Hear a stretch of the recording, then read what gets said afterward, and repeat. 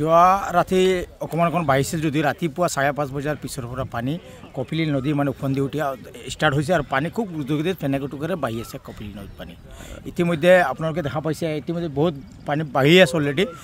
পানী বাঢ়াৰ এটা খুব সম্ভাৱনা, যদি আৰু 1-2 ঘণ্টা 1-2-3 ফুট বাঢ়ে বিলসমূহত সোমাই যাব তেনেকুৱা লাগিছে। কিমান অসুবিধা হ'ব এইফালে পানী? যদি এই পানীসমূহ কপিলী নদী, বহুত মানুহে কপিলীৰ নাম শুনিলে এবাৰলৈ বুকুখন কঁপি উঠে আৰু সেই কপিলীৰ যি ধাৰণটো অলৰেডি বেলেগ হয়, যিকোনো সৰু সুৰা নদীতকৈ বেলেগ হয়। আৰু কপিলীৰ পানী যদি মাথাউৰি বাগৰি যায় বহুত 50-ৰ পৰা 60খন গাঁও এনেই পানীৰ তলত যাবলগীয়া আৰু মানুহৰ বহুত বিপদ অনিবাৰ্য হৈ যায়। হয়, আমি ৰাতিপুৱা খবৰ পাইছোঁ পানী বাঢ়ি আছে বুলি, তাৰপিছত আহি নদীত দেখা পাইছোঁ পানী বাঢ়ি আছে।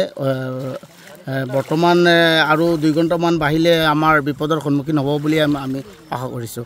গতিকে আমাৰ কপিলীৰ যিসকল কাষত ৰাইজ আছে, বিশেষকৈ কপিলী নদী শুনিলে মানুহে ভয় পায়, গতিকে তেখেতসকলক আমি আহ্বান জনাইছোঁ যাতে আপোনালোকে সতৰ্কতা অৱলম্বন কৰে। আমাৰ বিভাগীয় অফিচাৰক মই অনুৰোধ জনাইছোঁ যাতে কলনীৰ পৰা যদি বকলগুৰি গৰাখহনীয়ালৈকে আপোনালোকে যদি আমাৰ মাথাউৰি এটাৰ ব্যৱস্থা কৰি দিব পাৰিলেহেঁতেন, তেতিয়াহ'লে আমাৰ এইটো অঞ্চল বৃহত্তৰ এটা অঞ্চল কচুৱালৈকে আমাৰ এইফালে পানী সোমাই গৈ বৃহত্তৰ এটা এলেকাত বান প্ৰভাৱিত হয়। গতিকে আমি বিভাগীয় অফিচাৰক অনুৰোধ জনাইছোঁ যাতে আপোনালোকে আমাৰ এই মাথাউৰিৰ নিৰ্মাণৰ কাৰ্যটো যাতে সোনকালে কৰি দিয়ে যেন।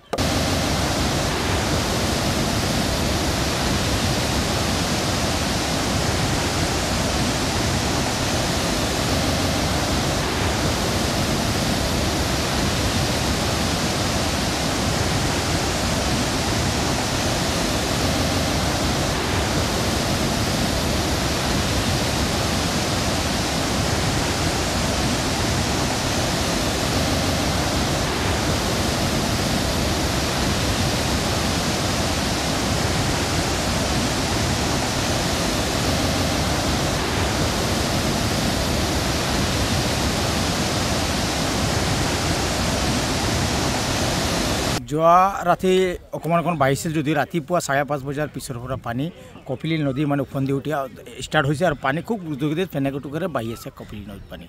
ইতিমধ্যে আপোনালোকে দেখা পাইছে ইতিমধ্যে বহুত পানী বাঢ়ি আছে অলৰেডি।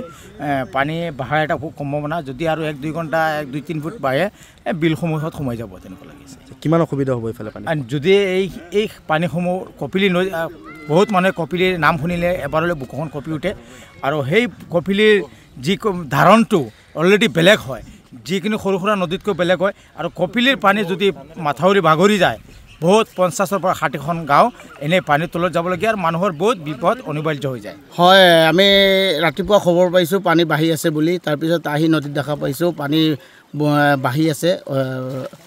বৰ্তমান আৰু 2 ঘণ্টামান বাঢ়িলে আমাৰ বিপদৰ সন্মুখীন হ'ব বুলি আমি আশা কৰিছোঁ।